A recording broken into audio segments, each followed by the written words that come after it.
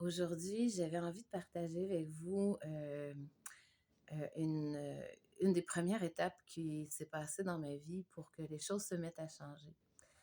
Et je tiens à préciser qu'à travers mes partages, c'est pas des vérités que je viens vous dire, mais plus des invitations à venir voir si ça résonne pour vous, à remettre en question des choses, pour ouvrir des brèches sur une nouvelle réalité, sur des nouvelles façons de voir, la vie et de vous voir vous. Les premières, heu, les premières étapes que j'ai traversées quand les choses se sont mis à changer, ont été de ne plus être la victime.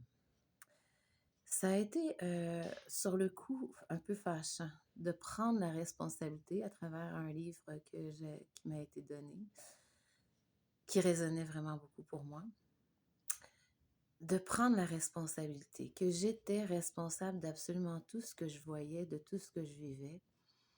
Et sur le coup, ça a créé une colère, et une incompréhension. Mais en même temps, ça résonnait tellement fort et pas tant au niveau du mental qu'au niveau du cœur.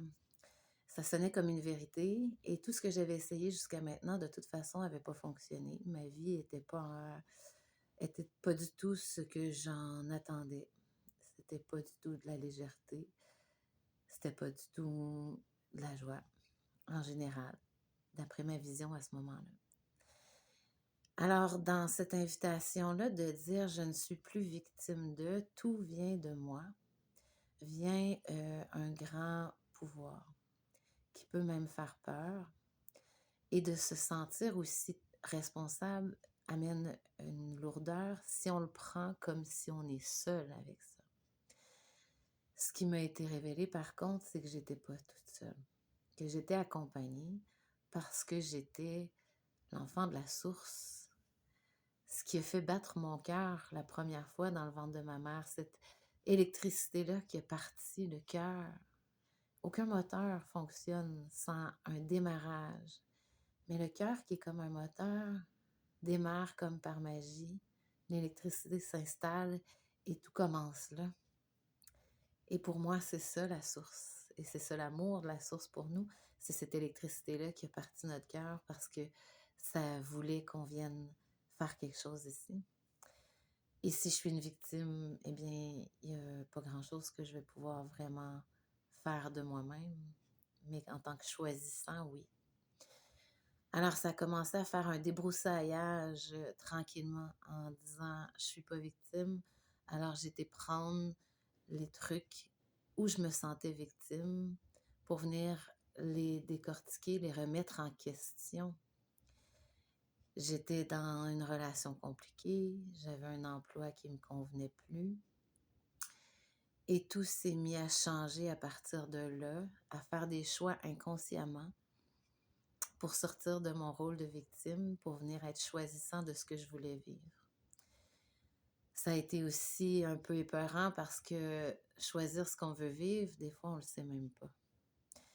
Alors, ça a été ça aussi, de venir se déposer pour venir voir c'est quoi mon idéal, mais pas mon idéal extérieur matériel, mon idéal humain, c'est quoi mon X, c'est quoi je veux être, qui je veux être, c'est quoi réussir ma vie et non dans la vie, mais ma vie, réussir ma vie. Alors, ça m'a emmené beaucoup de réflexions qui étaient magnifiques parce que à travers ces réflexions-là, il y a des changements qui se sont opérés, mais tranquillement. Parce que souvent, on a peur de ces changements-là. Parce qu'on a peur que notre couple ou que notre travail change et on est confortable dans l'inconfort. Alors de venir se déposer avec bienveillance, avec douceur, sans brasser les choses, mais venir voir où on peut faire des petits changements qui vont tranquillement peut-être amener de plus grands changements et c'est ce qui est arrivé pour moi. Et maintenant, à chaque fois que, quelque chose arrive dans ma vie et je me sens victime, je viens m'asseoir avec ça pour voir si je suis pas victime, qu'est-ce que c'est alors? Eh bien, c'est un apprentissage qui veut être vu. C'est quelque chose en moi qui veut encore être, accueilli, être embrassé, une blessure, une peur, une, croyance, tout ça, qui fait qui se reflète dans notre monde extérieur. Si je crois que je suis pas à la hauteur, j'irai pas relever des défis, j'irai pas m'amuser dans des trucs qui me feraient vibrer par peur de pas être à la hauteur. Alors si je me dépose avec la peur de pas être à la hauteur et je viens voir toutes les fois où j'ai été à la hauteur, où j'ai relevé des défis, ou toutes les fois où je me suis trompée, mais que finalement c'était pas une erreur ou un échec, mais un apprentissage qui m'a emmené ailleurs, alors je me mets à voir la vie sous un autre angle.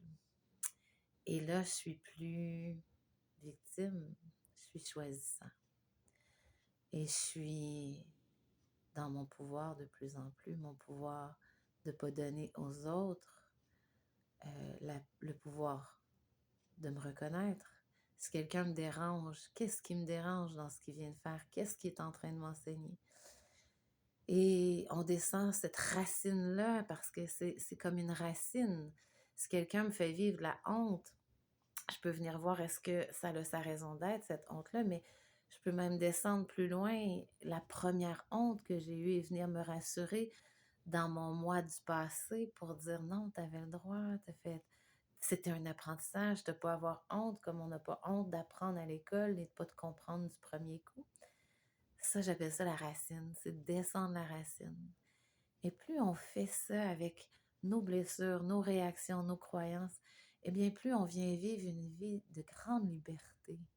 La liberté d'être qui on veut, d'explorer, d'expérimenter. Et là, ça devient une vie vécue, ce qui devrait toujours être. Parce qu'en fait, ce qu'on est, c'est, c'est le divin qui vient s'exprimer, s'expérimenter à travers un humain. Mais soit on exprime le divin, soit on exprime la peur. Alors, plus on vient faire le ménage de nos peurs, et bien plus on va venir exprimer le divin. Et là, tout change.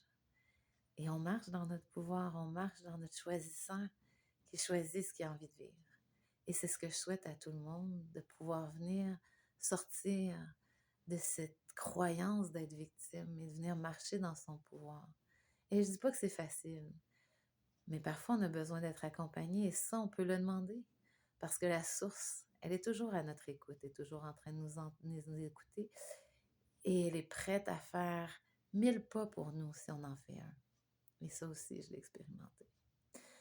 Alors là-dessus, je vous souhaite un beau temps des fêtes. On est à une semaine de Noël et bonne journée.